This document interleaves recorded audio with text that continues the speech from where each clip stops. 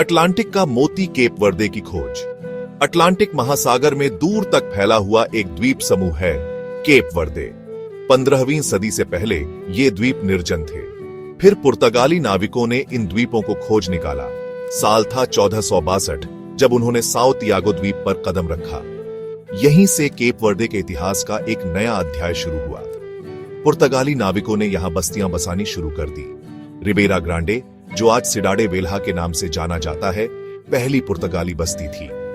यह बस्ती साउथ यागो द्वीप पर स्थापित हुई थी। केप वर्दे जल्द ही अफ्रीका और यूरोप के बीच व्यापार का एक महत्वपूर्ण केंद्र बन गया। दास व्यापार ने भी केप वर्दे के इतिहास में एक दुखद भूमिका निभाई। यहाँ की आबादी में पुर्तगाली और अफ्रीकी मूल के लोगों का मिश्रण देखने को मिलता है। यही कारण है कि केप वर्दे की संस्कृति में दोनों संस्कृतियों का प्रभाव दिखता है। आजादी की किरण, पुर्तगाल से स्वतंत्रता।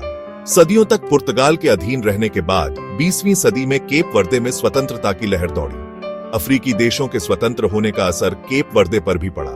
1975 में केप वर्दे को पुर्तगाल से आजादी मिली। इस स्वतंत्रता संग्राम में पेड्रो पिरेस का महत्वपूर्ण योगदान था। आजादी के बाद पेड्रो पिरेस केप वर्दे के पहले प्रधानमंत्री बने। शुरुआत में केप वर्दे पर African party for the independence of Guinea और केप वर्दे PAIGC का शासन रहा। लेकिन 1980 में गिनी बिसाऊ से अलग होने के बाद PAICV केप वर्दे शाखा एकमात्र कानूनी पार्टी बन गई। 1990 में केप वर्दे में लोकतांत्रिक चुनाव हुए और मूवमेंट फॉर डेमोक्रेसी MPD सत्ता में आई। आजादी के बाद से केप वर्दे ने राजनीतिक स्थिरता और आर्थिक प्रगति की दिशा में महत्वपूर्ण कदम उठाए हैं। आस्था का संगम, केप वर्दे के धर्म।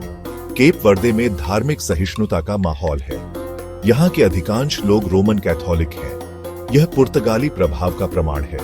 हालांकि यहाँ प्रोटेस्टेंट और अन्य ईसाई संप्रदाय के लोग भी रहते हैं। इस्लाम धर्म के अनुयायी भी केप वर्दे में पाए जाते हैं। विभिन्न धर्मों के लोग आपस में मिलजुल कर रहते हैं। यहाँ के लोग अपने धर्म का पालन करते हुए एक दूसरे के त्योहारों में भी शामिल होते हैं। केप वर्दे में कई खूबसूरत चर्च और धार्मिक स्थल हैं जो पर्यटकों को आकर्षित करते हैं। इनमें से कुछ चर्च सदियों पुराने हैं और केप वर्दे के समृद्ध इतिहास की कहानी बताते हैं। सेक्शन 4, स्वादों का सफर। केप वर्दे का भोजन और उत्सव। केप वर्दे का भोजन संस्कृति की तरह ही पुर्तगाली और अफ्रीकी परंपराओं का मिश्रण है। समुद्री भोजन यहाँ के भोजन का एक अभिन्न हिस्सा है। मछली, झींगा, केकड़ा जैसे समुद्री जीवों से बने कई स्वादिष्ट व्यंजन यहाँ मिलते हैं। कैचुपा केप वर्दे का राष्ट्रीय व्यंजन है। यह मक्का, बीन्स और मांस या मछली से बनता है। पेस्टल भी यहाँ का एक लोकप्रिय व्यंजन है। यह एक प्रकार का पाई है जो मांस, सब्जियों या मछली से भरा होता है। केप वर्दे में कई त्योहार मनाए जाते हैं। कार्निवल, ईस्टर, क्रिसमस जैसे ईसाई त्योहारों के अलावा यहाँ स्वतंत्रता दिवस भी बड़े उत्साह से मनाया जाता है। ग्रोग नामक स्थानीय शराब इन त्योहारों का एक खास हिस्सा होती है। सेक्शन 5, प्रगति की राह पर। आधुनिक केप वर्दे। आजादी के बाद से केप वर्दे ने शिक्षा और स्वास्थ्य सेवाओं में काफी प्रगति की है। यहाँ साक्षरता दर ऊंची है और लोगों को बेहतर स्वास्थ्य सुविधाएं उपलब्ध कराने के लिए सरकार लगातार प्रयासरत है। पर्यटन केप वर्दे के लिए आय का एक महत्वपूर्ण स्रोत है। यहाँ के खूबसूरत समुद्र तट, सुहावना मौसम और समृद्ध संस्कृति पर्यटकों को अपनी ओर आकर्षित करते हैं। मछली पकड़ना और कृषि भी यहाँ की अर्थव्यवस्था का महत्वपूर्ण हिस्सा है।